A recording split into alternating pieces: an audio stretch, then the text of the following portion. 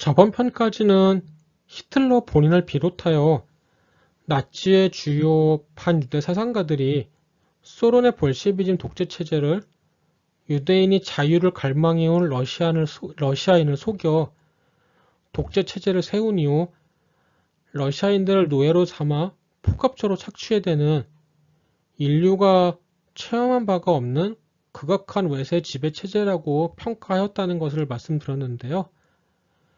대부분의 독일인 입장에서는 무엇보다 중요한 대목은 볼셰비키 유대인이 러시아인 다음으로 노리고 있는 다음 사냥감은 독일인 등 게르만인이라는 주장이었습니다. 독일인 입장에서는 볼셰비키 유대인들이 소련을 지배하게 된 것에 만족하고 독일을 노리지 않는다면 소련이라는 실로 막강한 적과 군사적으로 대결하는 극단적 리스크를 부담할 필요가 없기 때문입니다. 시청자님들은 대한민국의 영토가 지금보다 커졌으면 하십니까? 우린 어려서부터 좁디 좁은 대한민국 같은 소리를 실로 많이 들으며 자랐고 고구려의 넓은 영토에 대한 노스탈지아를 갖고 있다는 것은 분명 사실입니다. 팽창 정책에 성공한다면 물론 다양한 이득을 볼 것이 기대된다는 것은 물론 상식입니다. 영토가 넓어지면 경제발전의 근원인 인구를 얻을 수 있고 비옥한 평야를 확보하면 농업 잠재력이 확충될 수 있습니다. 물론 철강석이나 석탄, 석유 같은 매우 중요한 전략자원이 산출되는 지역을 얻을 수도 있을 것이며 본국을 방어할 방어 거점을 얻을 수도 있습니다. 예를 들면 소련이 발틱 3국을 점령한다면 레닌그라드를 방어하기 위해 필요한 전략적 거점을 얻을 수 있고 영국이 사이프러스 섬을 할양받는다면 영국의 지중해 제해권은 결정적으로 강화됩니다.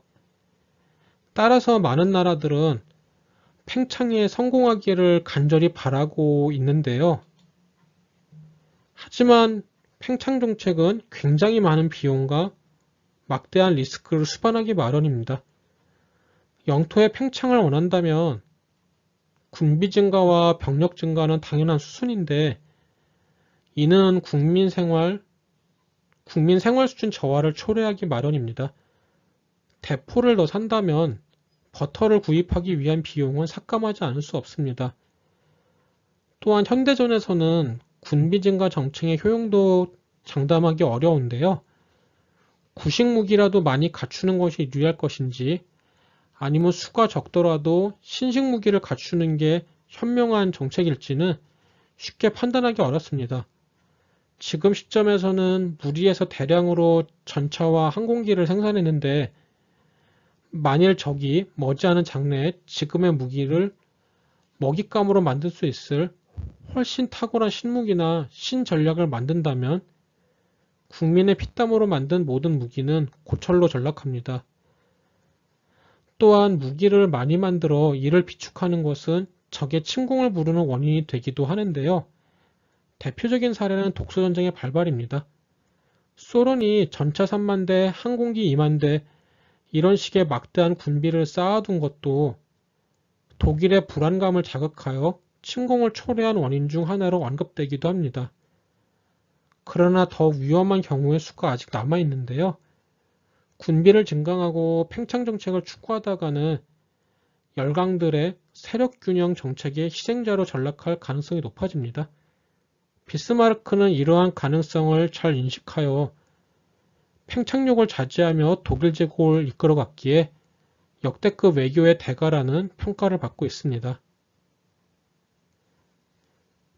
팽창에 성공하여 원하는 영토를 얻더라도 이익을 실제로 창출하려면 정말로 멀고 험한 길을 가야 합니다. 새로 병합한 지역에 살던 주민들이 침략차를 얼마나 순순히 따라줄지 알 수 없고 오히려 순수히 따라줄 가능성은 그다지 크지 않기에 그들을 자국에 통합시키는 것은 매우 어렵습니다.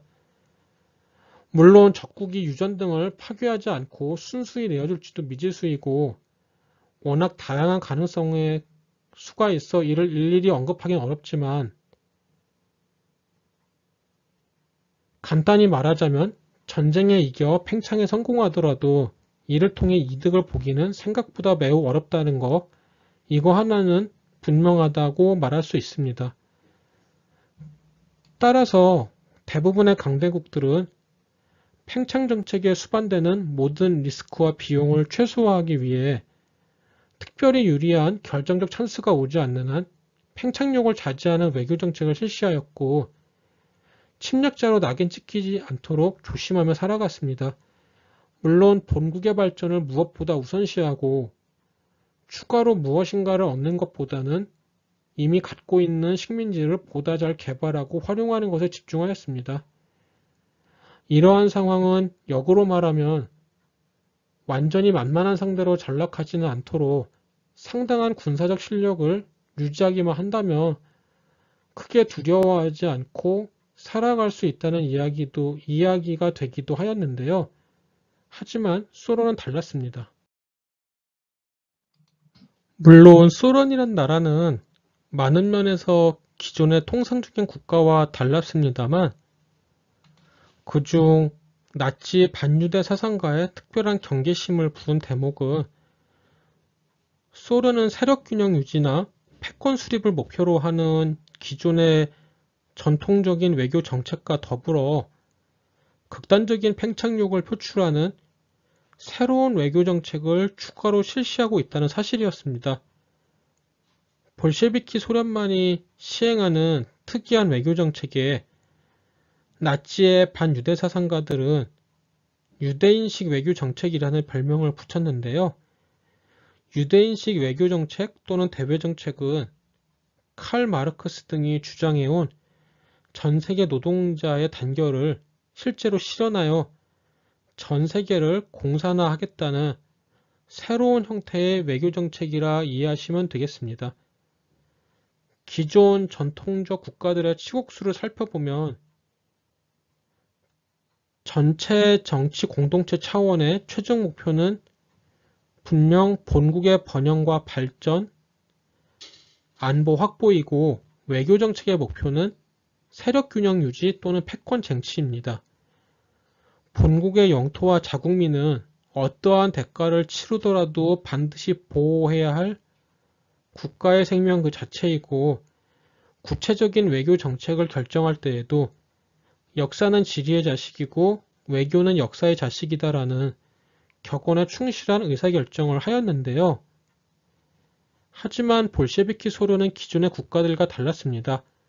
소련 독재 정권의 국가 차원 최종 목표는 전세계 공산화 또는 전세계 볼셰비키 독재체제 수립이었고 외교 정책의 목표는 공산혁명의 해외 전파였습니다. 본국의 영토와 자국민은 전혀 소중히 여기는 대상이 아니었기에 소련의 본토는 착취할 식민지에 불과하였고 대부분의 자국민은 러시아인 노예에 불과하였습니다. 구체적인 대외 정책을 결정할 때에도 러시아의 역사적 경험이나 지리적 여건보다는 볼셰미즘 혁명 전파 전력이 제일 중요한 비중을 차지하였습니다. 하지만 현장에서 가장 눈에 띄는 것은 이러한 정책들을 실행하는 방법이었는데요. 주요 주재국의 공관장이나 차석, 영사직들에는 전문 외교관이 아니라 선전선동 전문가나 시가전 전문가 등이 부임되었고 외교공관이 실제로 주력하고 있는 일은 토착 공산주의 세력 등과 협조하며 체제 전복 활동을 지원하는 것이었기에 이는 외교공관이라기보단 현지 공사나 전략사령부에 가까운 기관이었습니다. 하지만 본론은 지금부터였는데요.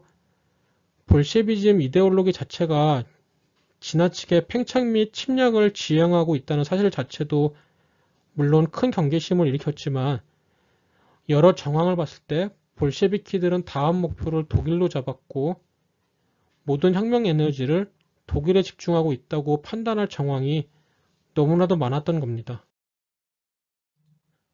독일의 반유대 사상가들이 독일인들에게 소련을 제압하지 못한다면 러시아인과 비슷한 운명이, 즉 볼셰비즘 노예로 전락하는 운명이 기다리고 있다는 주장을 납득시키는 일은 그렇게 어렵지 않았는데요. 이는 공산주의자들이 계속해서 극단적으로 흉폭한 공산 폭동을 일으키면서 독일 바이마르 공화국의 국가적 생존마저 위협하였기 때문이었습니다.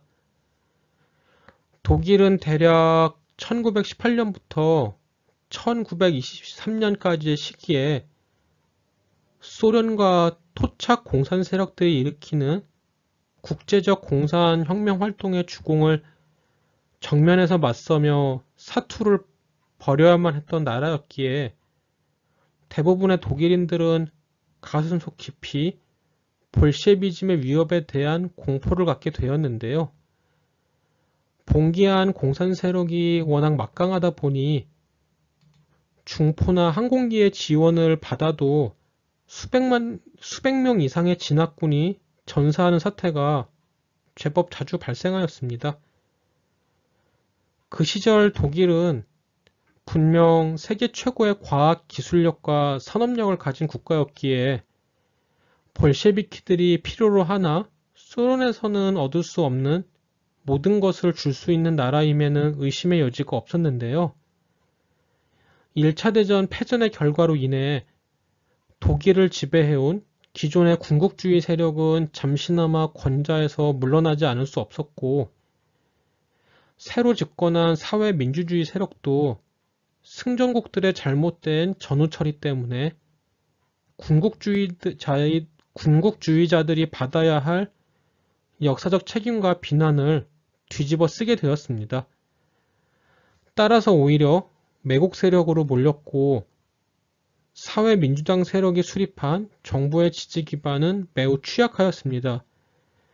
물론 전쟁 배상금 문제 등이 발생시킨 극단적 사회 갈등과 혼란은 보너스였습니다. 볼셰비키 세력 입장에서는 독일이 이러한 어려움에 빠졌다는 사실은 실로 천우신조의 기회로 다가왔고, 특히 만국 사회주의론을 주장해온 트로츠키 등은 자신의 모든 운명을 걸고 독일의 승부수를 던졌기에 공산폭동 같은 소련의 체제 전복 획책 활동은 독일에 집중되었습니다. 물론 독일 내의 토착 공산 세력도 자체적으로 여러 개의 공산폭동을 일으켰습니다. 다음은 소련에 급속한 산업화였는데요. 계속하여 토착 공산당 세력에게 대규모 자금과 무기를 지원하며 공산폭동의 사주 등 온갖 형태의 체제 전복 활동을 획책해왔던 소련이 최근에는 5개년 경제개발 계획이라 불리는 급속한 산업화를 추진하고 있다는 소식이 들려왔는데요. 해당 계획은 이름과 달리 소련 산업화 추진 계획이나 경제발전 계획이 아닌 대규모 군비 증강 프로젝트에 불과하다는 것을 독일인들은 간파하게 되었습니다. 이러한 상황에서 독일인들이 가질 생각은 너무나도 분명했는데요. 개인끼리의 관계에 비유하여 이해하면 쉬울 것 같습니다.